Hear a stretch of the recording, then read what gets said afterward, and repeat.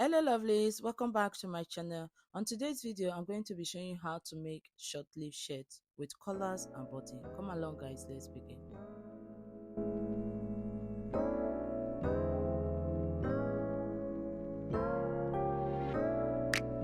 For this shirt, I'm going to be using 2 yards of my beautiful fabric.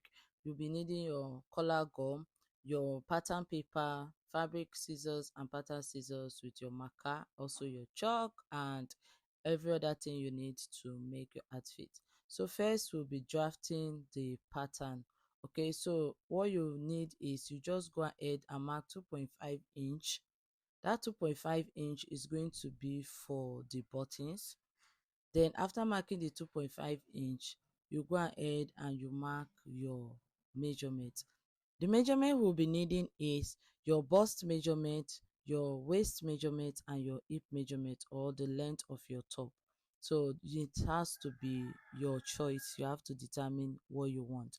Then when you are done marking it, draw a straight line across, then go ahead and we'll insert our neckline.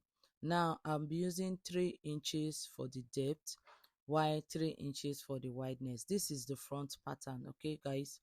Now when you are done, you mark your shoulder length, then come down by 1 inch for your shoulder slope. This is just like making your basic bodice pattern, okay. The only difference is there's button in front. Now you mark 2 inch upward, but if you don't want to mark 2 inch upward, you can go to your bust measurement and divide it by 6. After dividing it by 6, whatever you have, add 1.5. It's going to give you exactly what we got, okay. So you go ahead and you mark your bust measurement on that line. Then on the armhole, you divide the straight line by 2 and mark half an inch, okay, for the front armhole curve. Now when you are done with that, you just go ahead and mark your basic bodice measurement. Now divide your waist by 4, divide your hip by 4, and whatever you have, you can add 1.5 inch to the pattern paper, or when you are drafting it on your fabric, okay. So that was what I did. I added mine when I was drafting it on the fabric on the front pattern, while the back I did it on the pattern paper, because the front pattern paper was not enough, okay. So there will be no point. Now just eliminate that pointed part for the curve. Now I went ahead and I'm going to cut it out. To cut out the neckline, you have to fold it into two like what I did, and you'll be able to cut it out neatly, okay. So this is what we have. Now you eliminate all the parts that are not needed, and this is what you have, okay. Now to get that shoulder slope, to make it come down a bit, you are going to come down under your shoulder line by 1 inch, okay. We are going to eliminate that 1 inch. Now we are now going to cut it out, okay. So go ahead and cut it out. Now we are going to keep this aside and work on the back pattern.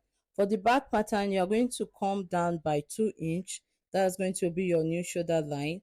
Then you mark your relevant measurement, okay. So now mark 1 inch for your depth of your neckline, then 3 inches for the wideness, and connect it with your ruler. After connecting it with your ruler, you use your shoulder measurement and come down by 1 inch for your shoulder slope. Then you are going to do exactly what you did for the front. You do the same thing for the back. So I'm going to make this part a bit faster, so just do what you did for the front for the back. Then for the armhole on the back, there's no need to connect it or come in by half an inch. Just go ahead and connect it, okay, with your ruler. That's what you are going to do. No need for half an inch. So I'm just going to show you that part. Then I'm going to make the other part a bit fast because the video is a bit long, okay. So let's mark all the measurements and connect the lines together.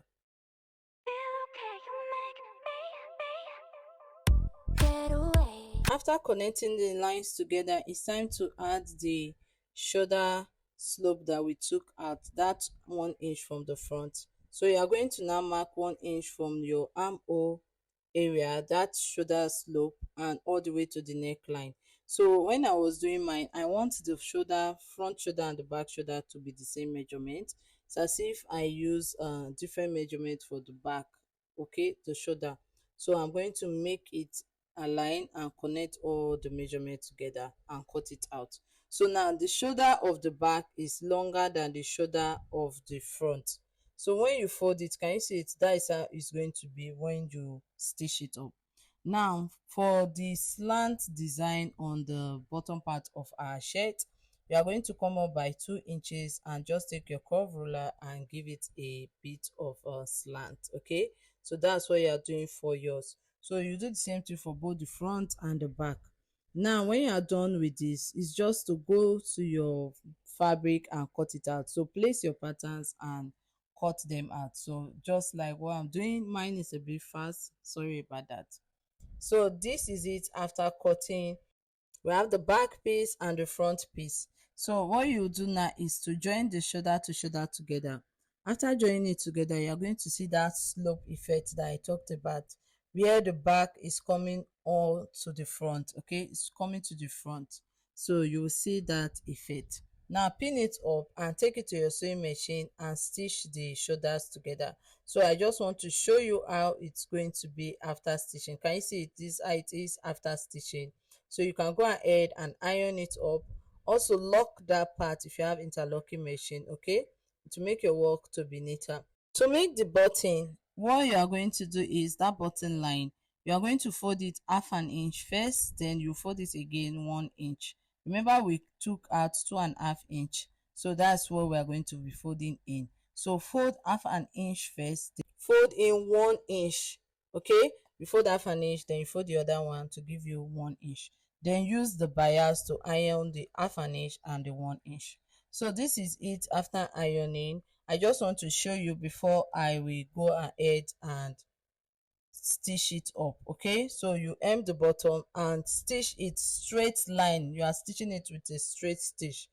This is just me ironing it without stitching. So I just wanted to show you guys before I stitch mine. So when you are done, you stitch it up with a straight stitch all the way down to the hem line.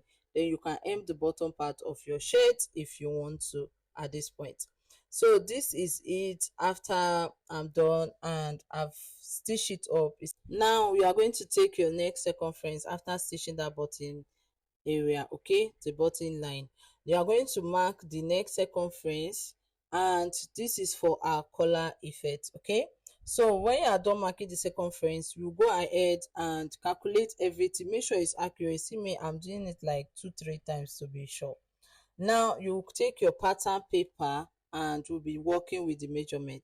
The measurement that I had was 20 inches. If you fold it into two, it's going to give you 10 inches. You can cut your pattern, cut on fold, or you can just cut once, then mark cut on fold on the edge. Okay, now you are going to mark 10 inches. Then after marking 10 inches, you come up by half an inch on this part. After marking the 10 inches, you divide your 10 inches by 2 and what you have is 5. So you mark that part and connect it to the 5 inches from the half an inch that you got. Then you mark 1 inch. Okay, so from that half an inch, you mark 1 inch all the way down to the cut on fold area. Okay, so you'll be marking 1 inch. Then you are now going to use your ruler and connect the lines. Okay, so just do exactly what I'm doing. I have some colors tutorials, so I'm going to put them in the description below. Now you are going to come down by half inch and give it a slope. Okay, that's curve, a bit of a curve. Then mark cut on fold on that area. So I'm going to be keeping that part and we'll be working on the upper collar of the shirt. Okay, the main collar. Now you are going to come in up by 2 inch. So I'm using 2 inch. Just mark 2 inch from the 10 inches that you have. It's the same method. Mark 10 inches, mark 10 inches. Okay, so you mark to 2 inch. Then when you are done, you are going to come in from that 2 inch by 1 inch. From the tip of that tiny rectangle that you have, you are going to now connect it down to the 1 inch. Then from the other side, that's the cut on fold area, you are going to come in by half an inch. Okay, you mark half an inch, come up by half an inch and just give it a bit of a slope. Okay, like a curve area. Now you are now going to cut it out.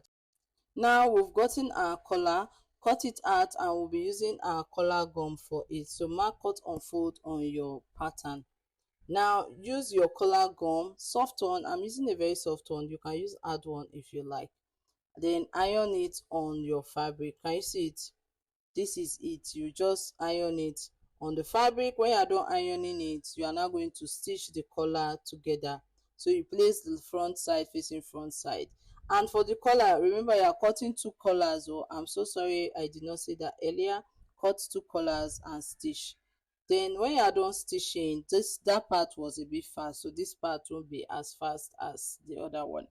You are going to now place the bottom collar on top of it. Okay, so that's like the bottom one is like the bishop collar neck.